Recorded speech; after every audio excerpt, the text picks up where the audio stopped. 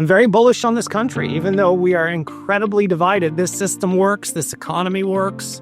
It's got a lot of problems, but America's not the one to bet against. Always comes back, always improving. I'm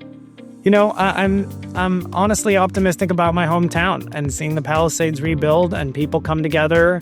And I already saw 6 houses framing when I drove through last week. And I don't know, it just gave me an incredible feeling like we're so resilient, So it's hard not to be an optimist here. I think also having that sort of immigrant frame of mind, it lasts a generation. They say it doesn't last 2. But I think that knowing how my parents grew up and everything they struggled and had to go through, it kind of sets the tone for me and my worldview of everything that, boy, it'd be a lot worse if we were still in Argentina.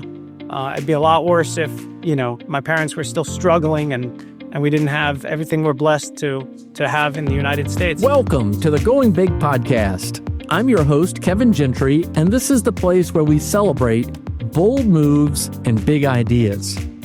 Each week, I sit down with inspiring leaders, entrepreneurs, and change makers who are making a significant impact in their careers and in their communities. Whether you're looking to level up your leadership, pursue your passion, or just get inspired to take your next big leap, this is where those stories come to life. Now, if you're listening on iTunes, YouTube, or anywhere else you tune into podcasts, be sure to hit that subscribe button so you'll never miss an episode. Now, let's dive in to what it means to truly go big. Well, ladies and gentlemen, our guest today exemplifies the spirit of the Going Big podcast.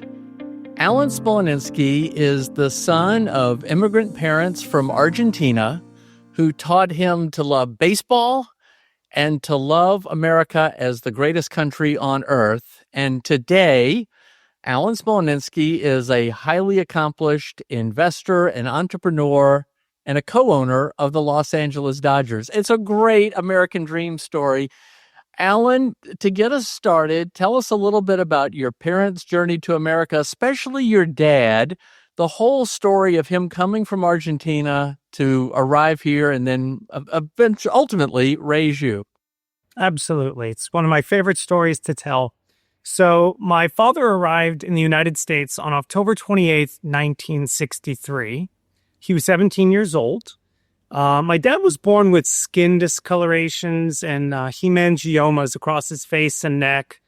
So kind of like bubbles and discoloration. So he was made fun of a lot as a kid and bullied and stared at. And they were born very poor. They were Jewish in a country that is not very friendly to Jews. And he sort of saw the writing on the wall for Argentina that he didn't have a bright future there, no opportunity, a lot of instability. And he had this dream about going to this magical place where you could work hard and have opportunity. And he saw that opportunity when his father's brother, Sam, moved to Los Angeles. So my dad would write Sam letters. Can I come stay with you? I promise I'll work hard, whatever you need. And finally, Sam wrote back and said, okay. So my dad saved up every penny he could and came to the United States. It was his first time outside of Argentina, first time on a plane. And so when he arrived, Uncle Sam told him, well, there's 2 areas that Jews can find work in Los Angeles. And one is clothing, which was called the schmata business. And the other was the jewelry business. So my dad said, well, that's funny. It's the same as in Argentina. Must be some international law. So my dad, on his very first morning, went down to 4th and Spring Street in downtown Los Angeles, got his Social Security card. I have that card framed behind my desk. And started knocking on doors in the garment district looking for work. And by his 3rd or 4th door, he got hired as a janitor for $1.25 an hour. He didn't speak a word of English. He had a 3rd grade education, no skills, no trade, obviously no connections. And he had arrived all by himself the night before. So he started working, and he badly wanted to learn English. And he also wanted to feel American, and so he started adopting all the American things. And he said, well, if you're going to be a true American, you have to love baseball. So he started listening to Dodger games as he swept the floors in the garment district and fell in love with Vin Scully's voice, and the way he spoke was very slow, easy to understand. And he sort of called him his English teacher. Since then, I've met, dozens of immigrants that told me they have the exact same story of listening to Vin Scully to learn English. And so he worked his way up. He became the manager of the shipping department. He learned about buttons and zippers.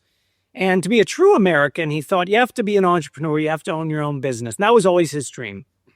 So my mother came with her father, mother, and two sisters in 1961, also from Argentina, also very poor.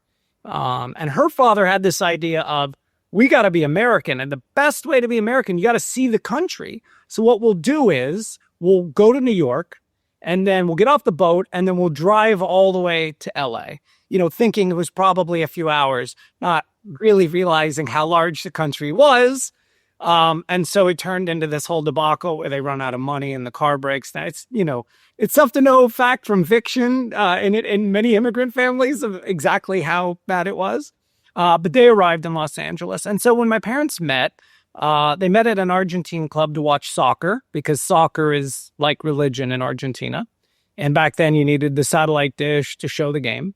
And my dad started telling her how bad he wanted to be American, and he was going to start his own business one day, and he was going to make it. And so my mom was an extremely hard worker, saved every penny, still to this day. She probably has her first paycheck. And they used all of her savings from her work and his work to start a very small garment business.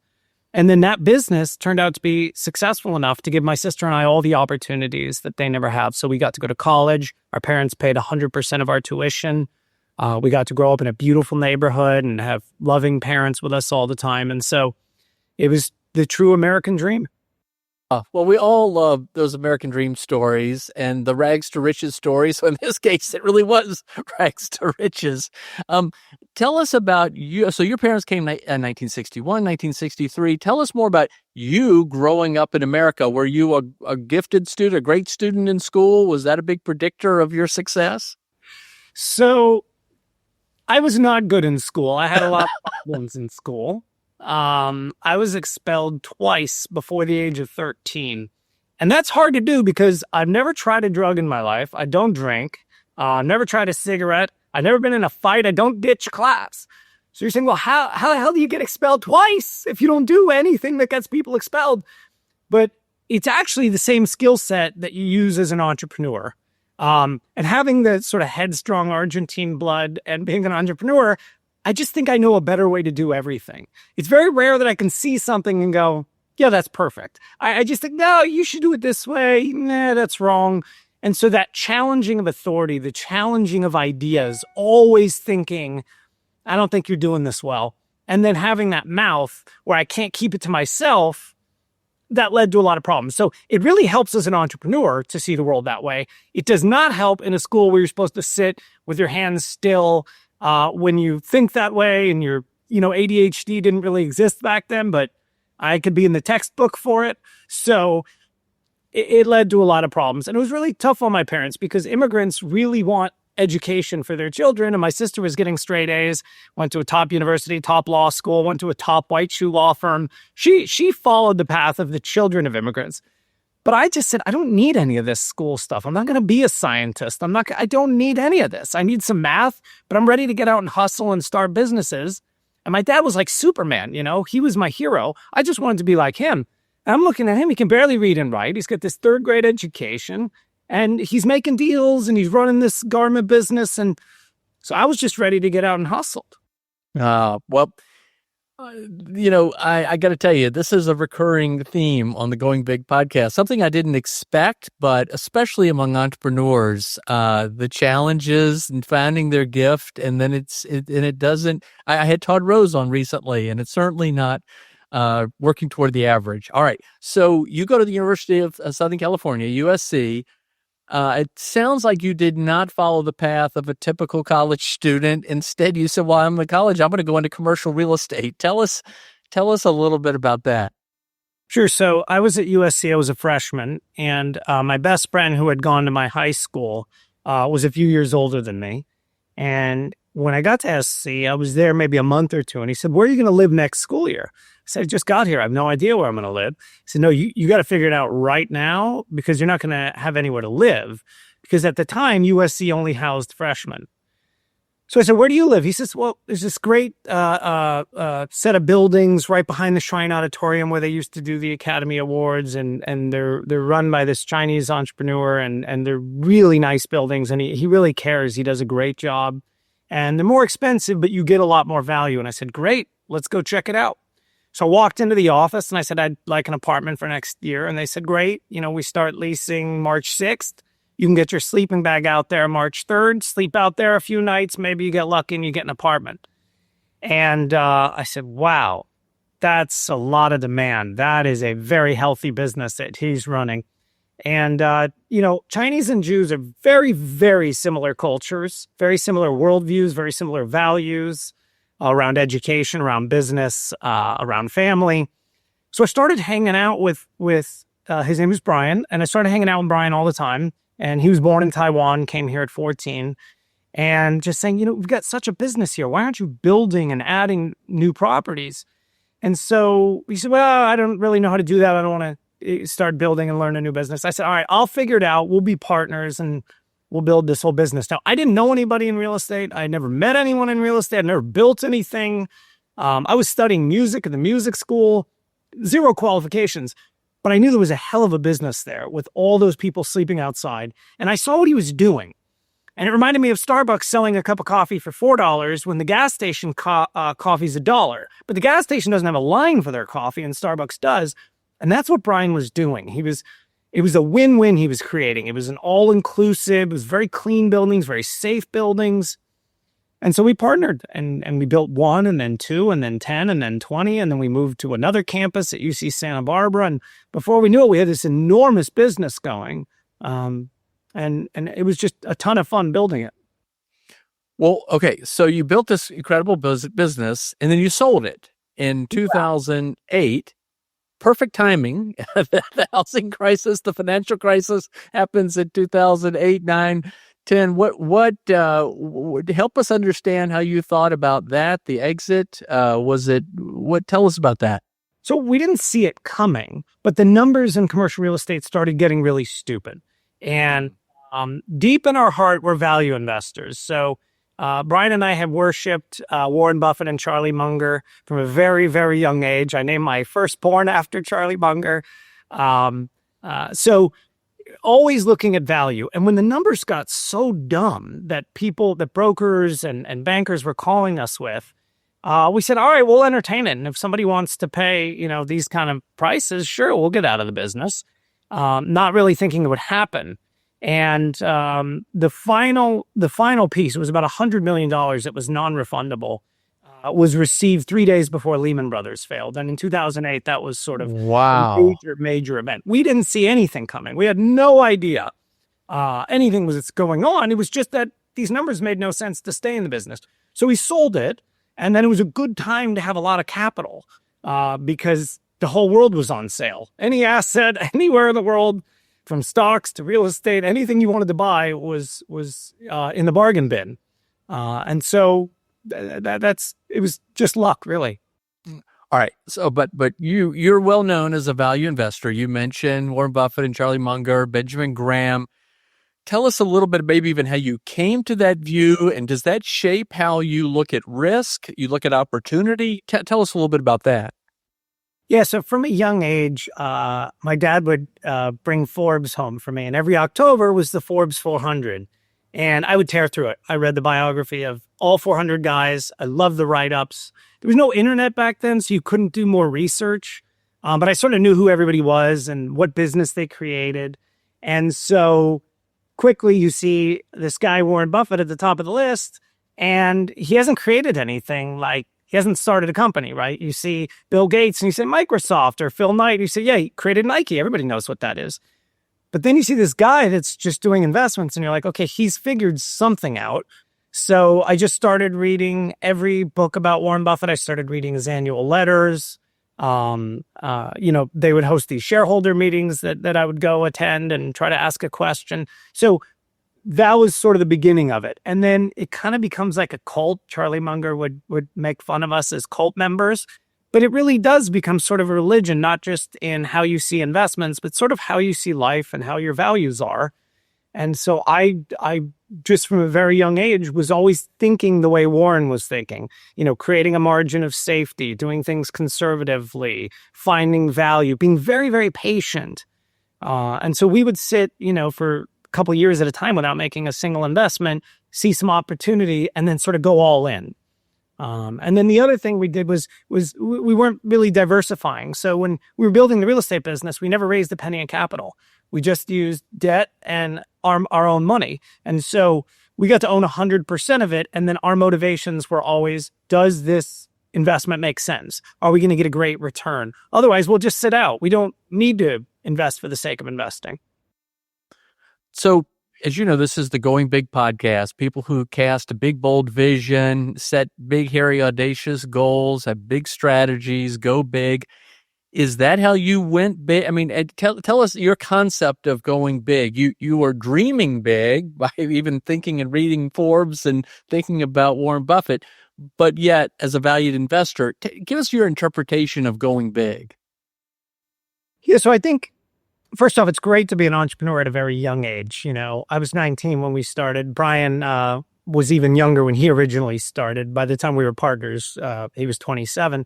But, in some ways, you're foolish enough to go really big and sign personal guarantees because you don't have anything to lose. You don't have a wife or a mortgage or children. So it's very strategic sometimes. It's a great idea to go very big as an entrepreneur when you're young. But I think going big is, like my best friend likes to say, this isn't a dress rehearsal. We get one shot here, and then it's going to be over. And so if you think backwards and you're laying there, hopefully with your children, your grandchildren, everybody you love, and you're saying goodbye, you're not going to say that you had these regrets or I wish I went bigger. I wish I would have tried something else to go bigger and follow a dream. And so I'm always in that mindset of I want to go really big because I don't want there to be any regrets when I'm sitting there. I want to be able to say, wow, I did it all. I can't believe we got this done and that done. And yeah, we failed at this, but I know I gave it a shot. I did my best and it didn't work. And I think that's a great way to live life. Indeed. Well, ever since I've known you, Alan, you've got a lot of energy. You're thinking all the time, all these different ideas. You're always very positive. What are you doing now after 2008? Update us on what's going on these days. Yeah, it's the same sort of thing. Looking at a number of businesses, helping around the Dodgers where I can, still running a large real estate business in 18 states, watching publicly traded securities and the debt markets every morning, looking for opportunities there.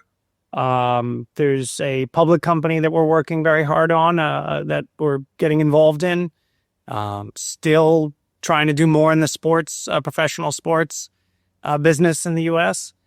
So kind of looking at everything, a bit agnostic like Warren and Charlie in that I'll look at any opportunity that makes sense.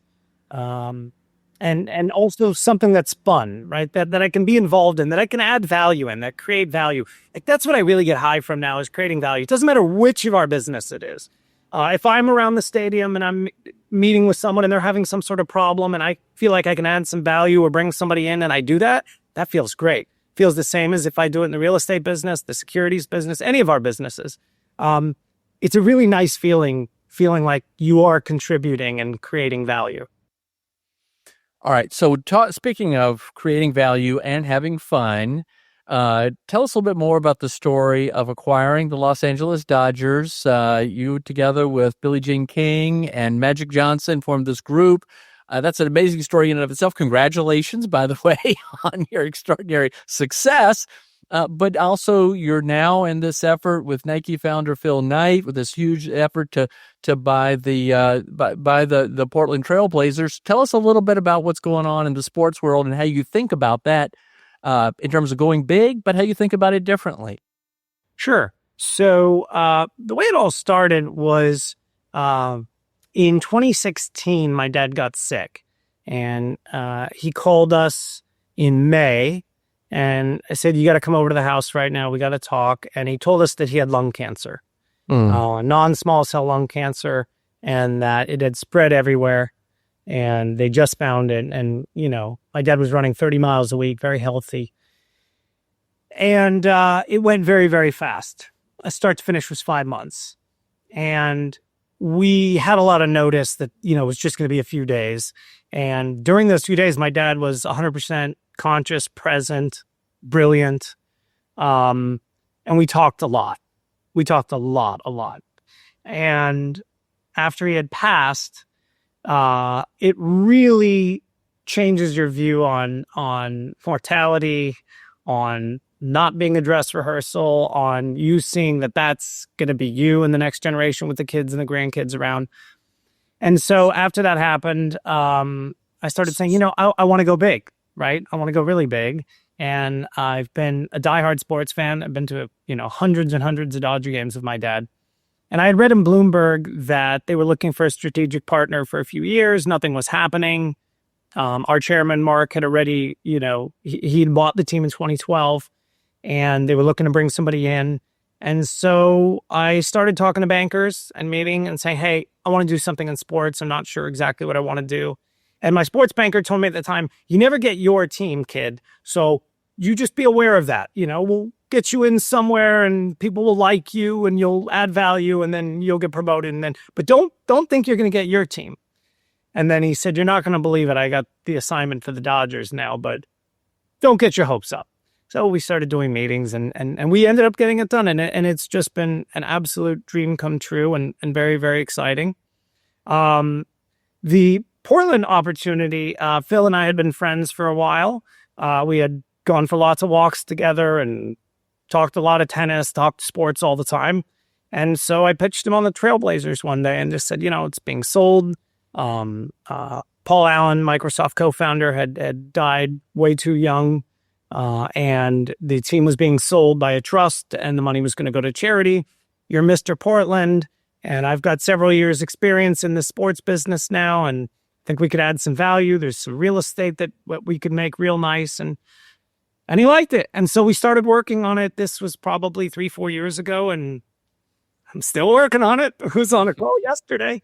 So we'll see what happens. Sports values have really, really grown since my first Dodger deal. And a lot of the things I can't make work financially. The numbers are really, really wild. So we'll see what happens with this one. If it ends up working out and making sense, or it's just so hard to predict what happens in a process. Wow. Well, I got another question related to the Dodgers, but you mentioned again about your dad, and I hear so much as part of these podcasts how role models are so important and mentors. Tell us a little bit more about what you learned from your dad.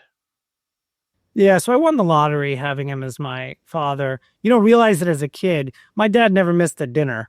He was home at 6 o'clock at night, every single night for dinner. He would get up at 4 a.m, get his runs in, get to work, get everything done. I don't think he missed any of my baseball games or soccer games anywhere I played. He was the sweetest, kindest teddy bear. He was just everything I strived to be as a dad. And, never had a chip on his shoulder. Everything he would turn positive. So when he was dying, he was talking about everything. And he was talking about all the skin discolorations and all the stuff. And he said, this was a great gift because it made me tough. It made me strong when those kids were making fun of me, when people were staring at me and treating me differently. And I was like, what a way to look at that, And so, but that was everything he was. That was his worldview. When my children were born, they just ran to him. They all wanted to just cuddle with him from day one. He was just so warm and like he knew everybody, right? You'd go to Starbucks, he knew every person that worked there and where they're from and where their family's from, and just kind of the mayor when there were people fighting over this park in our town and, lawsuits and the whole thing. My dad just went and settled it all. He just went and talked to all the crazies on one side, all the crazies on the other, because he was already out of business by then. And so, he brought everybody together and it took like a year, but he got the whole thing done. So he was that kind of guy.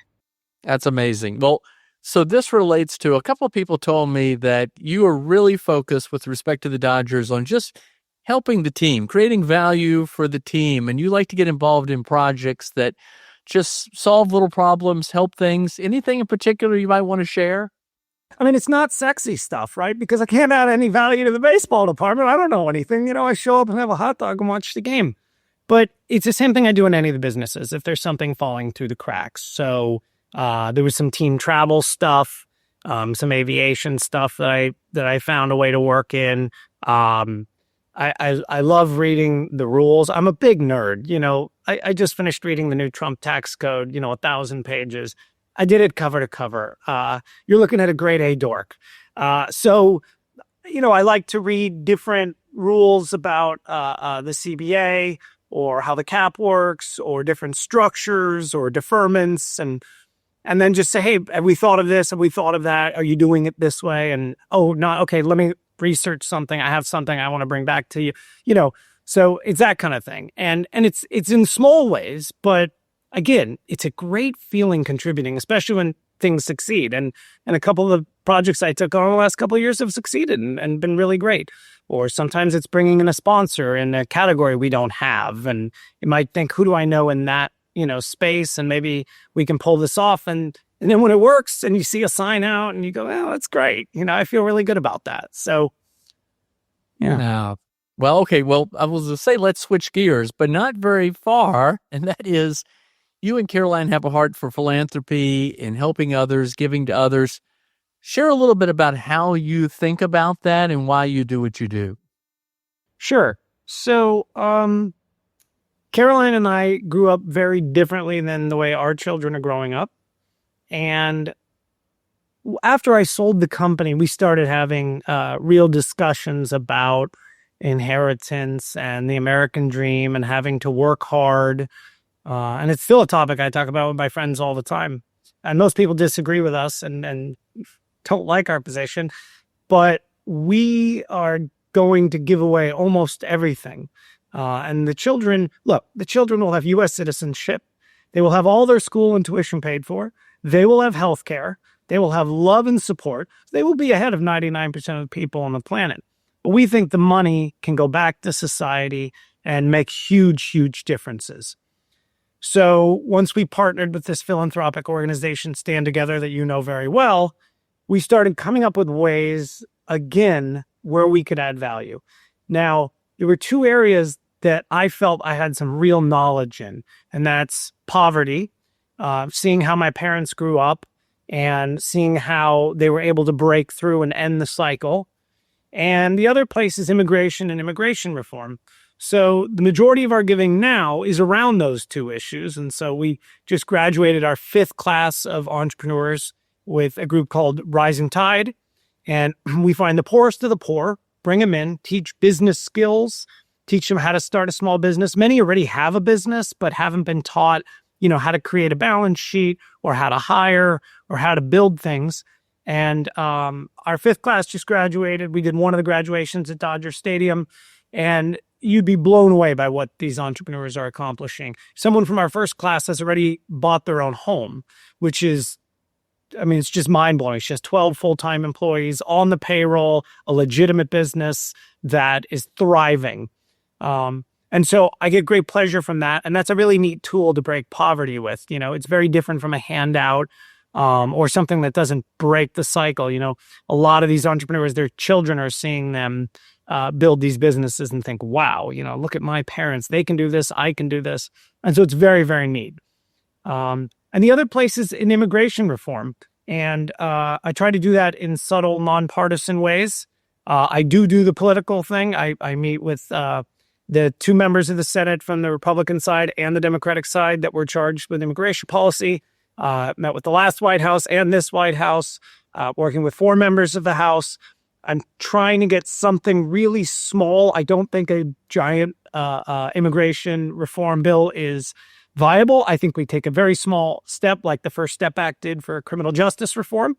So I'm working very hard on that. A lot of people are hopeless on that. I'm actually really optimistic that we can be welcoming and secure and come up. And it has to be done bipartisan. It has to have overwhelming majorities in the House and Senate for it to really have the buy-in And so one way I'm doing that is hosting naturalization ceremonies. And if you've never been to one, they are the most emotional, patriotic, rewarding experience as an American. And so a couple of years ago, we hosted one at Dodger Stadium on the field. Yeah, tell us a little bit about that. I think it was in 2022. You hosted one of the biggest ever in Dodger Stadium. I've seen the footage of it. Incredibly inspiring. I want to get more and understand exactly why immigration reform is an issue important to you and good for you, and the strategic approach in which you're addressing it. But tell us more about these naturalization ceremonies. So, I started going after my dad passed. I sort of I started meeting with all his friends and studying his whole history. And I wanted to go to a ceremony and just see what it was like. And I went, it was in the dark, dank convention center.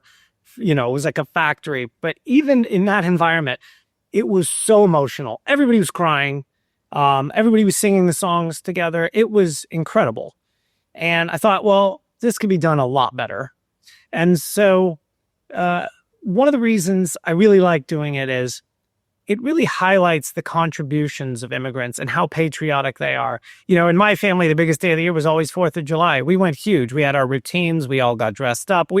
Every year we ran this race. We went to this parade. We did these barbecues. We went to the fireworks. If you ever want to have a great time, find a bunch of immigrants to get with on July 4th. Absolutely. I totally agree. And so the naturalization ceremonies are a real way to highlight that. And the more people that see them and can be included in them, you see how patriotic immigrants are, regardless of where they're coming from. So I asked our team historian at the Dodgers, have we ever done, I'm sure we've done a naturalization ceremony, right? He said, no.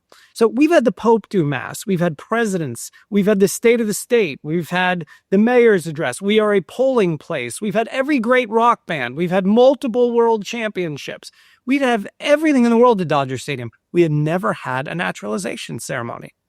So I got with the members of Congress that I'm constantly working on reform with, and I said, could you help me put this together? And I got it going.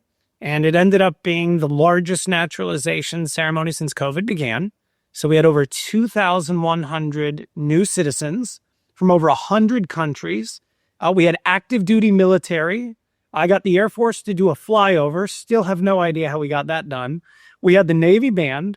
We had a pre-recorded message from the President of the United States for our group. And I got to give a little talk and tell my family's story. And then we got the Homeland Security arranged for the Secretary of Immigration Affairs. They change the name of the department every year or two, so if I might have gotten that wrong. And we swore everybody in. We had Good Morning America there. We had every news channel there. And it was incredible. It was the most meaningful day of my life outside of my marriage and the birth of my children. And it was such a wonderful highlight. I mean, we had from young children, we had one guy, 91 years old. We interviewed him, why it was so important for him at 91 to become a citizen. So doing events like that, where everyone sees how much immigrants have to contribute, and then it allows me to give all my nerdy stats. Did you know 40% of the S&P 500 was started by immigrants or the children of immigrants? Or talk about the dozens of signers of the Declaration of Independence who are immigrants, or that immigrants are much less likely to commit a crime, much more likely to be employed, and just the economic contributions in every state. And so when you highlight those things and you figure out how broken the system is and how we haven't had reform in 3 decades, then you can find little ways to come to common ground and reach agreement and maybe eventually get them through Congress. So that's kind of what the naturalization ceremonies are all about. And everyone who hasn't been to one should absolutely go online, find one, and just go attend. You will not regret it. Well, here, and God bless you for doing it. My goodness. And ladies and gentlemen, just Google Alan Smolinisky naturalization ceremony and see the footage, the video. It's really inspiring. And one of the things I didn't know, active duty military, people who've signed up in service to the country who aren't yet citizens and then get citizenship in that process. It's so inspiring. I couldn't agree with you more about all those things, about the attributes. And it's what made America great. And it's your own personal story of your parents coming here from Argentina. Okay. Let's switch gears to another subject. This is a tough one. This is the Palisades fire. You all have a home there. You escaped the fire, but not, I mean, it caused a lot of devastation. But you also own the Palisades newspaper, which has been publishing for more than 100 years. Just tell us a little bit about that experience. You know, the eyes of the nation were kind of glued upon that, but we didn't live it. We didn't experience it. Tell us a little bit about that. Yeah, the devastation is hard to describe. I think the closest thing you could say is Hiroshima. The whole town is leveled. It's gone. We had 7 schools. They're all gone. We had 2 grocery stores. They're gone. The park that my dad taught me how to play baseball, gone. The Domino's Pizza I worked at, my children's schools, it's all gone. And it's not like partially gone. It's all gone. The trees, the street signs. So I was born and raised in the Palisades, lived my whole life there, delivered pizzas for so long. I knew every single street in the Palisades cold. And when I first got back in, I was coming up my parents' street. I made a right and I had no clue where I was. There's no markers. There's no trees. There's no signs. There's no homes. It's just like dirt and rubble. And you look through like 5 blocks that you've never looked through, and you go, what street is this? Where's Sunset? I mean, it was that bad. We had about 15 minutes to get out. I grabbed my parents' naturalization certificates. You don't know what to take, in this digital world. I guess we're lucky that, Right. We all got together. I really thought this was the end of it, and I was saying goodbye, and I was never going to see the place again, and trying to make peace. Every car going one direction, every single lane, the way you see after a hurricane. Looking in the rear view, thinking, okay, if the fire catches us, I'm sure there's pools. We can hop a fence. I'll throw the kids in the pool. Because all you see behind you was just this mountain coming at you. But that's just what's racing through your head. And then, you've got to find a new place to live, find new schools for the kids. You got to put on this fake face as a parent. Oh, it's great. We're healthy. We're safe. That's all that matters. We don't care. And then you go in the bedroom and cry and freak out.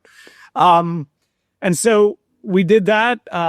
2 of the kids ended up at the Boys and Girls Club for a few months, one on a Zoom school, switched schools for one of them. It was really tough. And then what happens is you're putting on that face for your kids for the first couple months and you're not feeling anything because you're just got to find the school, got to tell the kids everything's safe and perfect. And then and then it punches you in the face. And we were very blessed that our house stood. I've got no house on 2 sides that burned. So dealing with smoke and ash and all that.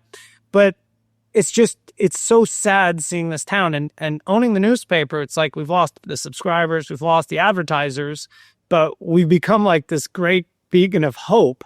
Right. Where people are sending in donations. I mean, it's a print newspaper. It loses money every month. It's the most fun I've ever had losing money. But I keep it going because, like you said, it's been a subscription-based paper for 100 years. I can keep it going. I'm fortunate enough to be in that position. And so now it's just we'll run a story that a small business is reopening or the Mexican restaurant is reopening. And it gives people hope and they love it. And they write us letters and they go, we can't wait to hear as things slowly come.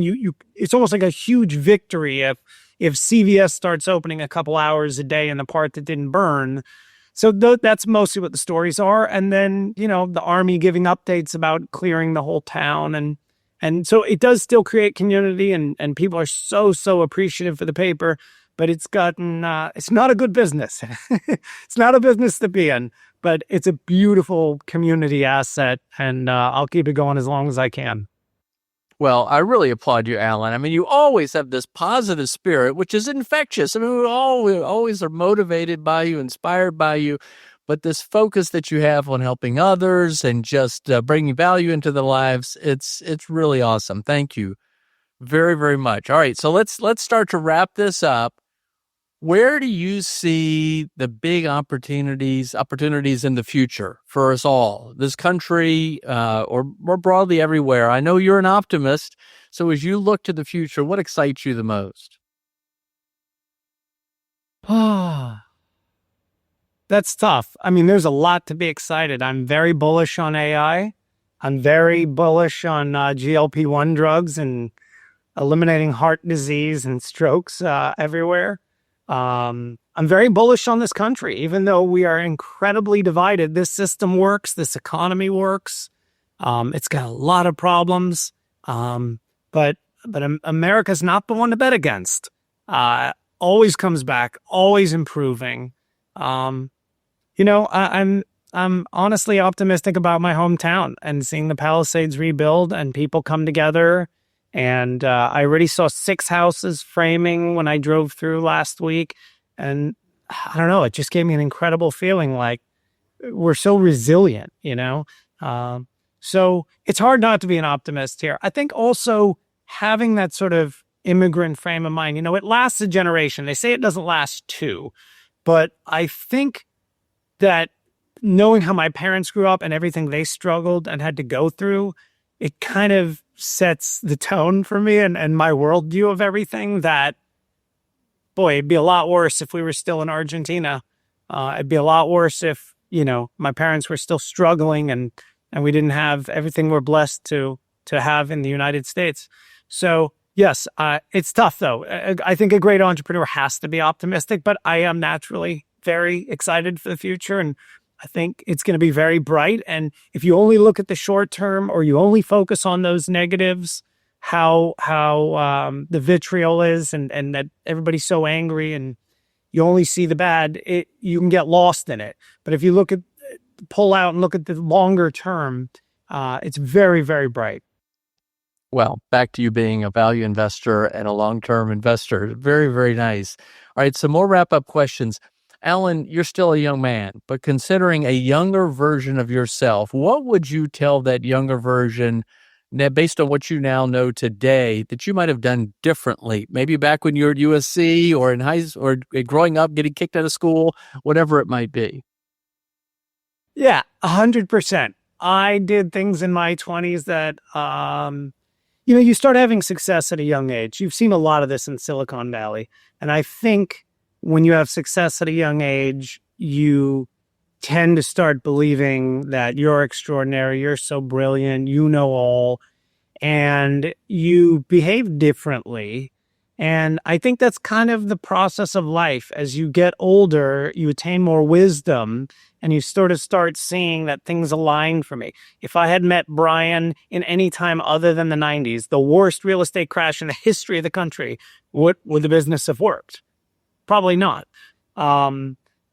If the banks weren't lending at the time, the way they hadn't been lending, the way I was able to, maneuver and get it done, the way I had my parents to believe in me and that I was born in a 2-parent household, that we were not in poverty. There was plenty of food. The neighborhood was safe. They loved me unconditionally. The fact that we were all healthy for so long, I think I would tell that kid, there's a lot of luck involved,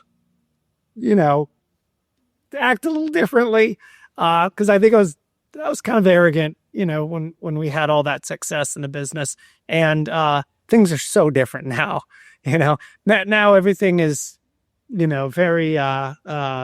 You consider all sides, even when something's heated. You go, well, maybe they're right. I don't think those were ever words I said in my 20s or 30s.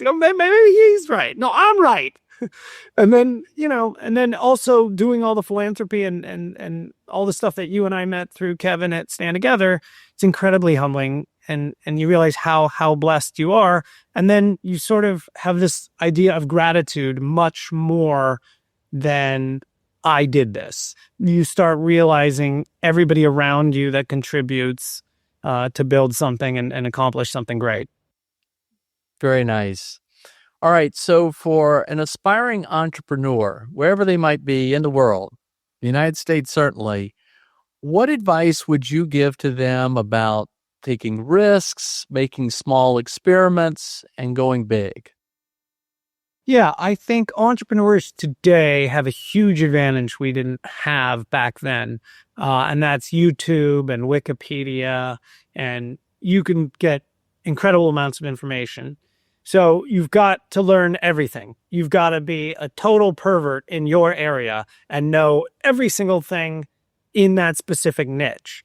Then you have to be willing to go big, and you have to be willing to put everything out there and try as hard as you can. Another thing I think entrepreneurs should do, and I was so blessed to have this, is you got to reach out to people that have had success in that field and try to meet with them after you've done all the research. Don't show up to a meeting not knowing exactly who they are and what they've accomplished. Bring your questions and be prepared. You will be shocked how many successful entrepreneurs in that field are willing to talk to you. Not all of them. I mean, people might not return your call, but there will be people, and they will sit with you, and they will help you, and they will give you guidance, and it will really go a long way and make you feel, that you've got that wind at your back to help you. And then the last thing is, I know it sounds cliche, but you can't give up, because all you're going to do is be told no 1,000 times. You can't build that giant thing at USC. You can't get these companies to go south of the 10 freeway in South LA and do all the retail you want. And you can't get the union contract, and you can't get the city approvals. You'll never get the financing. You never built anything. I mean, and all those people are right. They're completely right. But that's what it is. You can't be an owner of the Dodgers, you little immigrant kid. You think you've done this, but you just keep going and going and going and going and doing things the right way and meeting people and developing a reputation and be honorable. And then it's like things just happen. You can absolutely make things happen. And so it's about that, not giving up and keep fighting. And then the last thing I'll add is, it's got to be something you're passionate about. You have to be really into it. I've never met anyone that's been successful at something they don't enjoy. I really haven't. In all the people I've met, in every entrepreneur, I've never met someone who said, well, I hate the software business, but, I had to start this company. And no, they are so passionate about it. They want to talk about it all day long. They want to read about it all day long. You have to become that nerd in that field, and it has to be authentic. I mean, you cannot fake it. So that's my advice. I hope it helps. Well, Alan Smolinisky, first, congratulations to you on all that you have achieved already in your remarkable life. But thank you, really, truly, for inspiring us all. You're always just have this just infectious, contagious optimism, and look forward to many more years of working with you and friendship. And just thank you for all that you do. It's been a real pleasure having you on the Going Big podcast today. You're too kind, Kevin, and I'm a huge fan of yours. I love when you go around the room telling everybody's bio and connecting everybody. That is a skill set that I've never seen before in anyone. And the way you do it without note cards, all from memory, dozens of people, it is so impressive. Well, thank you. We're all continuous learners, lifelong learners, right? It's all part of, I guess, the long-term investment approach that we have. Alan, it's a real pleasure. Thanks again. Thank you. I'll see you soon. Thanks for tuning in to the Going Big podcast. I hope today's conversation left you feeling energized and ready to tackle your biggest goals. Don't forget to subscribe and leave us a review on iTunes, YouTube, or wherever you listen to podcasts. It really helps spread the word, and it gets these inspiring stories out to more people. You can also find more content, resources, and updates at our website, goingbigpodcast.com. Remember, the only limits are the ones you don't challenge, the limits that you impose on yourself. Keep pushing, keep growing, and above all, keep going big. See you next time on the Going Big podcast.